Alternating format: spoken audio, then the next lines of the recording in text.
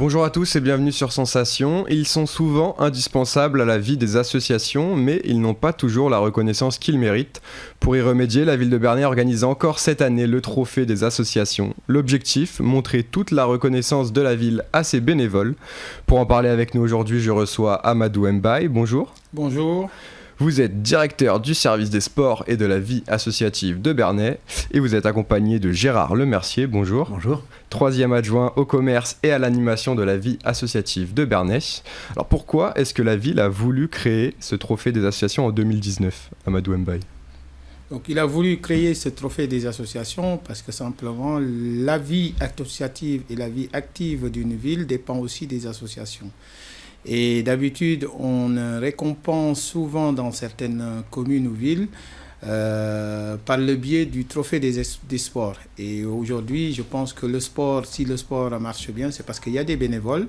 Et entre autres, il n'y a pas que les bénévoles des associations sportives, il y a les bénévoles des associations qui ne sont pas sportives non plus. Alors vous avez créé ce trophée en 2019. Quel est votre retour sur cette première édition? Est-ce que c'est passé comme vous l'avez souhaité? C'était une réussite? Le retour a été très bénéfique. On a eu des retours très positifs de la part des participants, de ceux qui étaient là l'année dernière, entre autres, et qui ont reçu ce trophée, qui ont dit enfin, on a une vraie reconnaissance de la ville.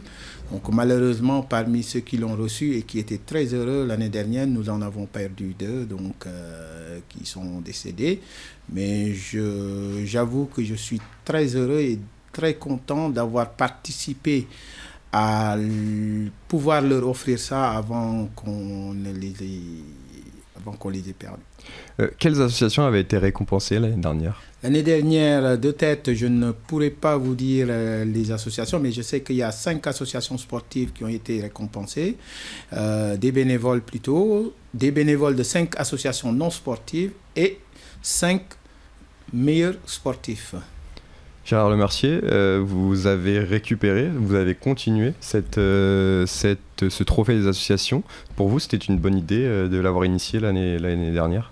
Complètement. J'étais présent lors de cette cérémonie. Je l'ai trouvé très bien orchestré, très bien organisé.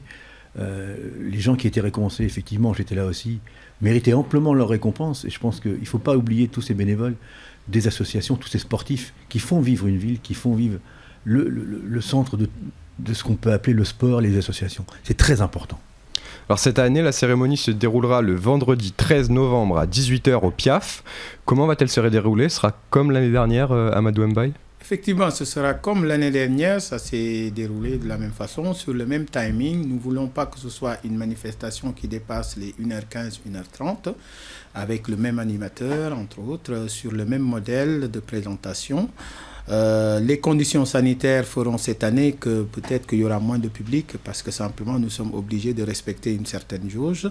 Donc par ailleurs, mais sinon ce sera la même chose. La seule différence sera sur les récompensés où le sport ayant fini sa saison trop tôt par le fait que ça a été arrêté par la crise sanitaire.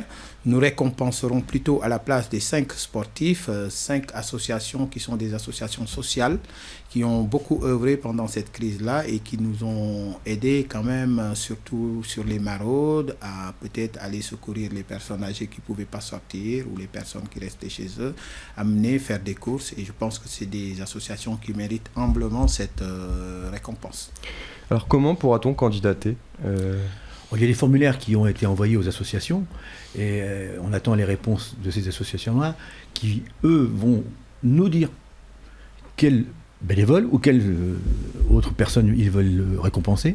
On aura un petit comité qui va se réunir avec la présence de notre directeur sportif qui est Amadou Mbaye. Il y aura moi-même, et je veux dire, je ne suis pas très galant, mais bien sûr Madame Françoise Turmel qui est la responsable des sports, et puis une autre personne ou deux pour choisir quelle personne à récompenser. Alors, on le sait, la situation sanitaire a fortement impacté les associations. Est-ce que vous pensez que pendant cette période un petit peu compliquée, ça leur fera du bien d'être récompensés ainsi, encore une fois?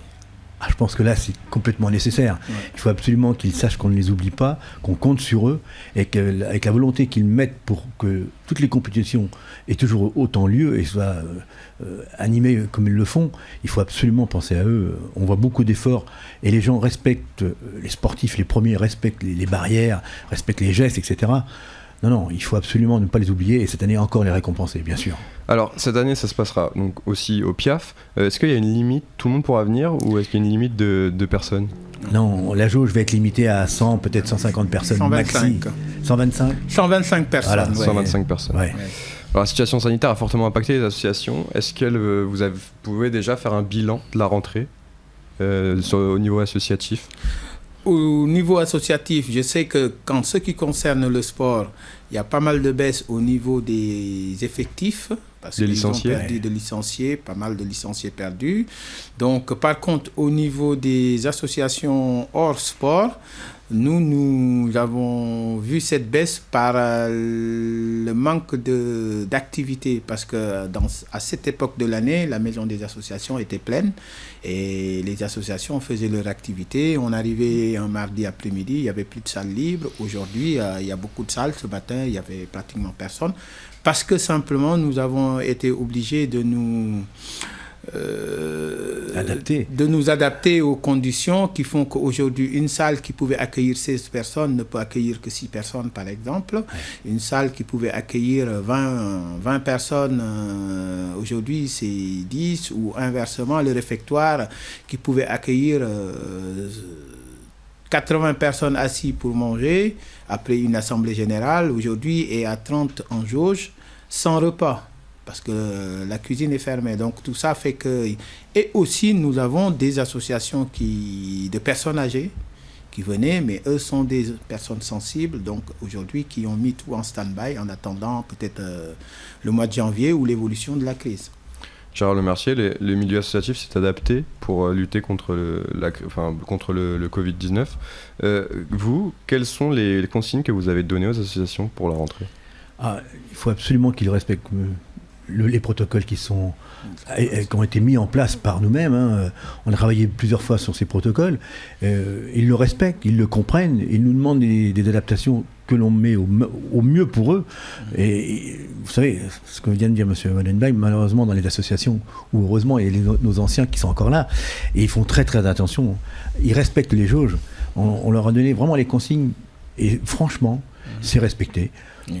La distanciation, etc. Non, on n'a pas de mal là-dessus. Et on les en remercie parce qu'on veut éviter tout problème. La ville de Bernay est assez dynamique du point de vue associatif. Quelles sont les différentes associations que l'on peut y trouver ?